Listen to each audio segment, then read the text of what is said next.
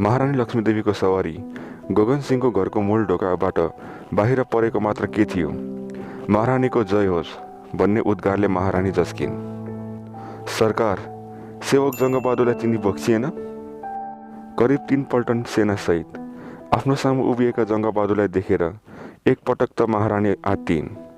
हात हतियारले सुसज्जित सैनिक तथा आफ्ना भाइहरूका साथ जङ्गबहादुरलाई देखेर महारानी भयभीत भइन्। तैपनि साहस गरी सोधिन्, जङ्गे, यतिका सिपाही किन लिएर आइस? महारानीको अनुहार क्रोधित देखिए तापनि उनको भय मिश्रित स्वरले जङ्गबहादुरको आत्मविश्वासमा अझ बल थपियो। अनि जङ्गबहादुरले तुरुन्तै भने, सरकार, जनरल साहेबको हत्या भएको खबर सुनेकोले सरकारको गात सुरक्षाको लागि फौज लिएर सेवामा हाजिर भएको छु। सरकारबाट जो हुकुम बक्सिन्छ। यस जवाफबाट आश्वस्त भएकी महारानीले आदेश जारी गरिन्, जङ्गे, गगन सिंहलाई मार्ने हत्यारा को हो पत्ता लगा। मलाई त्यो हत्यारा अहिले चाहिन्छ। जसरी होस् मेरो सामु उपस्थित गर। सरकार, आज्ञाको पालना गर्ने यो सेवक छँदैछ। बरु सरकार राजदरबार सवारी होइबक्सियोस्, म सब व्यवस्था मिलाउनेछु। यति भनी जङ्गबहादुरले महारानीको सवारी अघि बढाइदिए। कोतको शीश महल आइपुग्दा महारानीले थप आदेश दिइन्, जङ्गे, हत्याराको पत्ता यो रात बित्नुभन्दा पहिले नै लाग्नुपर्छ। अहिले कोतमा सब भाइ भारदारलाई सामेल गर। तबसम्म म पनि यही शीशमहलमै बस्छु। जा, जे गर्नुपर्छ तुरुन्तै गरिहाल। सरकारको जो हुकुम। सरकार यही शीशमहलमै राज होस्, म तुरुन्तै सब बन्दोबस्त गरिहाल्छु। महारानीले शीशमहलको माथिल्लो बैठक तलामा छोडेर महारानीसँग आज्ञा लिएपछि जङ्गबहादुर कोतको चोकमा निस्के। हातको इसारा पाउन साथ जङ्गबहादुरका सबै भाइहरू बमबहादुर, रणदीप, बद्रीनरसिंह, कृष्णबहादुर, जगत शमशेर, धीर शमशेर एकैसाथ जम्मा भए। आफ्ना सब भाइहरूलाई अगाडि राखेर जङ्गबहादुरले भने, कोतको सबै नाकामा तिमीहरू बस्नु। कोतलाई चारैतिरबाट फौजले गुप्त रूपमा घेरा लगाउनु र कोतमा आउने बहादुरहरूलाई पस्नु दिनु, तर आज्ञा बिना बाहिर कसैले जान नदिनु। पश्चिमतिरको ढोकामा काहीँलाई कृष्णबहादुर र माहिला बमबहादुरले ध्यान पुर्याउने। यसै गरी पूर्वपट्टि साइलाको साथमा सानानी बस्ने। बाँकी नाकाहरू जगत र रणदीपले सम्हाल्नु। दाजुको आदेश पाउन साथ सब भाइहरू आआफ्नो स्थानमा गई तयार भएर बसे। आफ्नो विश्वस्त अनुचरहरू लगाई तुरुन्तै पुरा कोतलाई 3 पल्टन सेनाले बाहिर बाटे घेरे।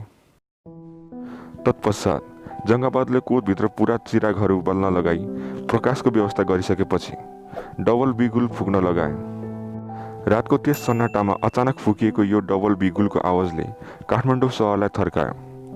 डबल बिगुलले मस्त निन्द्रामा पसेका साधारण किसान तथा नागरिकहरूलाई निन्द्राबाट बिउजाए पनि डबल बिगुलको अर्थ नबुझेकालाई केही असर परेन।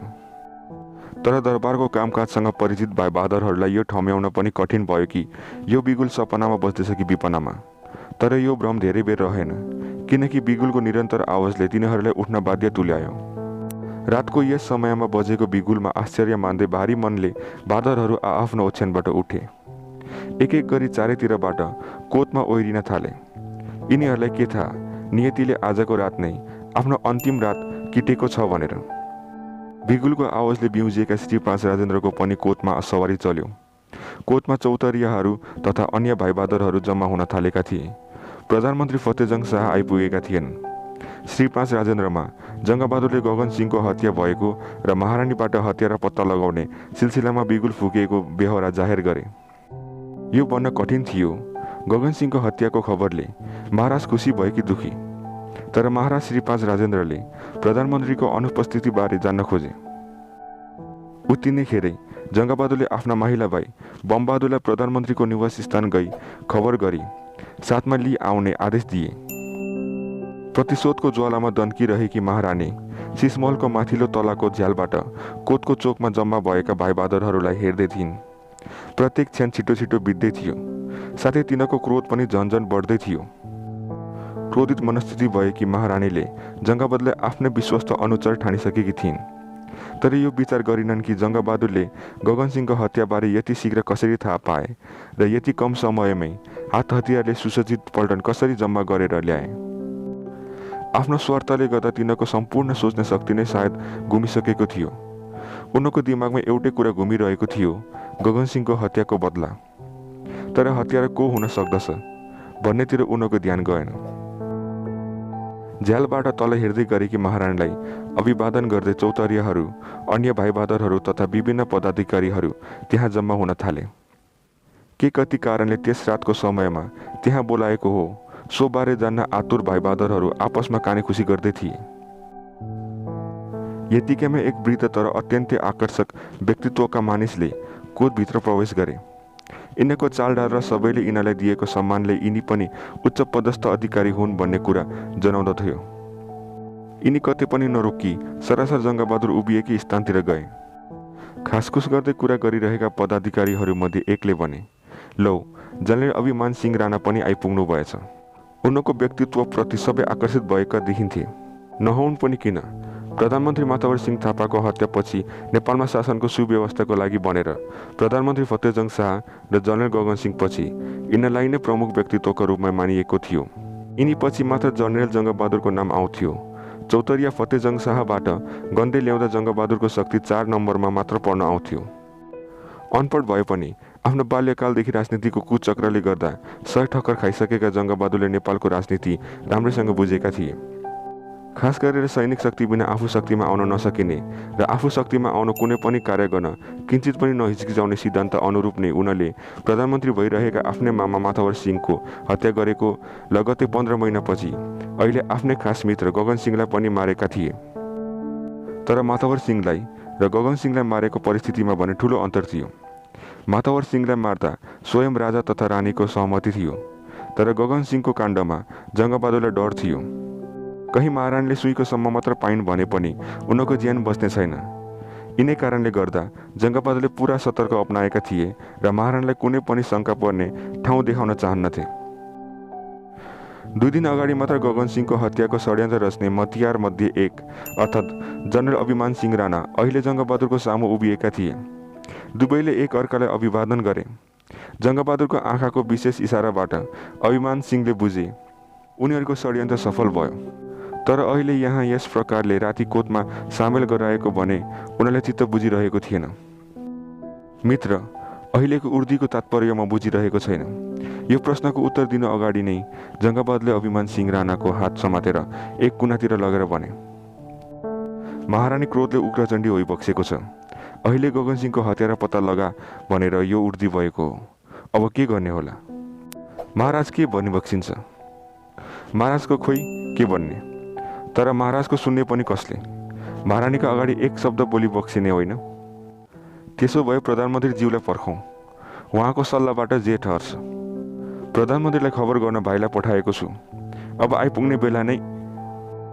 जङ्गबहादुरको शब्द पुरा हुनु अगाडि नै सिसमलको झ्यालबाट तल हेर्दै गरेकी महारानी लक्ष्मीदेवीको स्वर सुनियो, जङ्गे के भइरहेको छ त्यहाँ? गगनको हत्यारा छिटो पत्ता लगा। क्रोधित नगिनीको फुकार जस्तै यी शब्दले जङ्गबहादुरलाई डसेको भान भयो। जङ्गबहादुरको साथसाथै अभिमान सिंह पनि जस्के। जङ्गबहादुर बिस्तारै अगाडि आए र माथि झ्यालतर्फ हेरी भने, सरकार, अब हामी छानबिनको कार्य थाल्दैछौँ एकै क्षणमा। तर जङ्गबहादुरको शब्द पुरा हुनु अगाडि नै महारानी गर्जिन्, तिमीहरूको सब चाला देखिसके, तिमीहरूबाट केही हुनेवाला छैन। म आफै गर्छु अब निसाफ। म देखाउँछु जनतालाई न्याय कस्तो हुन्छ। त्यो वीर किशोर पाण्डेलाई पाता कसेर अगाडि ल्याए। महारानीको सङ्गीत त्यहाँ उपस्थित वीर किशोर पाण्डेमाथि थियो। यी वीर किशोर पाण्डेको हालसालै गगनसिंहसँग केही कुरामा बानबन भएको सबैलाई थाहा थियो। फेरि यिनले सुरुदेखि नै गगनसिंहलाई मन नपराउने हुँदा बेला बखतमा गगनसिंहको कुरा काट्ने पनि गर्दथे। यसैले आधार मानेर महारानीले गगनसिंहको हत्यारा वीर किशोर पाण्डे हुन सक्ने शङ्का गरिन् र निजलाई पक्राउ गरी साबित गराउन खोजिन्। अभिमान सिंह, त्यो वीर किशोरलाई पाता फर्काएर अगाडि ल्या, रानी पूर्ण गर्जिन्। जनरल अभिमान सिंह यो आदेशबाट अकमकिए, तर वीर किशोर पाण्डे त्यही अगाडि नै थिए, त्यसैले उनी त्यहीँबाट चिच्याए, सरकार, सेवक निर्दोष छ, मलाई यसबारे केही थाहा छैन। महारानी फेरि कड्किन्, गगनको हत्यारा त नै होस्, सिधै कबुल गर। वीर किशोर पाण्डे अत्यन्तै भयभीत भए। भयक्रान्त स्वरले फेरि कराए, महाराजको जय होस्, महारानीको जय होस्। सेवकलाई यस विषयमा केही थाहा छैन। न्याय पाऊ। अपराधी, त अझै आफ्नो अपराध कबुल गर्दैनस्? अभिमान सिंह, के हेर्दैछस्? यसलाई मृत्युदण्ड दे। काट यसलाई यहीँ। महारानी लक्ष्मीदेवीको यो क्रूर आदेश पालन गर्ने हिम्मत जनरल अभिमान सिंह राणामा थिएन। वीरकिशोर पाण्डे पुरै निर्दोष रहेको जानकारी अभिमान सिंहलाई हुँदाहुँदै एक निर्दोषलाई मृत्युदण्ड दिन उनको आत्माले मान्दैनथ्यो। तर यहाँ महारानीको आज्ञाको सिधै अवज्ञा गर्न पनि नमिल्ने थियो। महारानी पूर्ण गर्जिन्, अभिमान सिंह, लौ तुरुन्तै काट यसलाई। अभिमान सिंह राणाले बिस्तारै हिम्मत जुटाइ भने, सरकार, छानबिनबाट दोष प्रमाणित नभइकन शब्द पूरा हुन नपाउँदै महारानी फेरि उफ्रिन्। के को छानबिन? दोषीले कहीँ म दोषी हुँ भन्छ?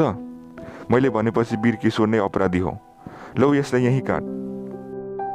वीरकिशोर पाण्डेले अब आफू नबस्नेदेखि उनी श्री 5 राजेन्द्रतर्फ हेरेर चिच्याए, महाराज, इन्साफ पाऊ, म निर्दोष छु। जनरल अभिमान सिंहले पनि महारानीको आदेश पालना गर्नुको साटो श्री 5 राजेन्द्रतिर फर्केर हेरे। श्री 5 राजेन्द्र एक क्षण अल्मलिए। सबैका आँखा आफैमा केन्द्रित भएको महसुस गरी राजाले रानीतर्फ हेरेर भने, जाँचबुझ हुनुपर्छ। अपराध प्रमाणित नभइकन सजाय गर्नुहुन्न, अझ त्यसमाथि मारिहाल्नु त झन हुन्न। श्री 5 राजेन्द्रको यो कुरा सुनि वीरकिशोर पाण्डेको ज्यानमा ज्यान आयो। प्राण जाने भयले कालो निलो भइसकेका वीरकिशोरको मसिनो स्वर निस्कियो, महाराजको जय होस्।